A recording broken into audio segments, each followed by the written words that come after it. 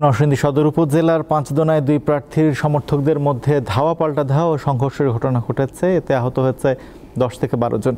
তাদের মধ্যে 2 জন হাসপাতালে চিকিৎসাধীন। পরে পুলিশ পরিস্থিতি নিয়ন্ত্রণে আনে। এ বিষয়ে আরও জানাতে যোগ দিচ্ছেন সহকর্মী সেলিম মিয়া। সেলিম, সংঘর্ষের ঘটনায় এলাকায় পুলিশ কি কাউকে গ্রেপ্তার করতে পেরেছে? এখন কি পরিস্থিতি বিরাজ করছে?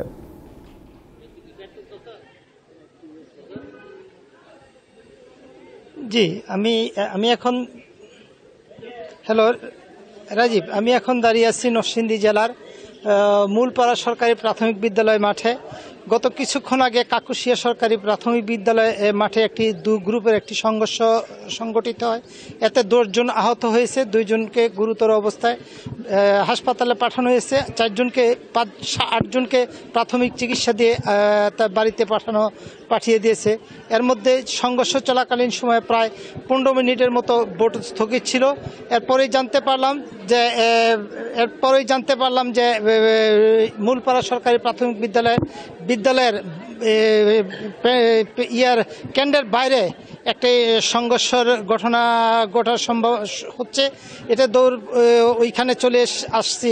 এসে হয়তো যদিও আমরা কাউকে পাই নাই, কিন্তু এইখানে যেই উপস্থিতির সংখ্যা না বললেই চলে, খুব ভোটার সংখ্যা খুবই উপস্থিতি কম। আমরা যতটুকু জানতে পারছি যে পুরা 2 উপজেলায় নির্বাচন হচ্ছে, পলাশ এবং নরসিংদী সদরে। 2 উপজেলায় ভোটার সংখ্যা নাই বললেই চলে। তারপরও আইনশৃঙ্খলা বাহিনী খুব তৎপর রয়েছে। আইনশৃঙ্খলা বাহিনী এই ঘটনা শোনার সাথে সাথেই তারা তাদের ঘটনাস্থলে চলে আসছে।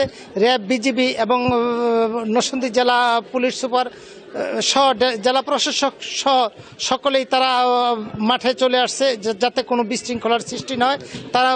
তারা পুরো তৎপর রয়েছে। এই ছিল নরসিংদী থেকে আমার কাছে সর্বশেষ। সেলিম, আপনাকে ধন্যবাদ।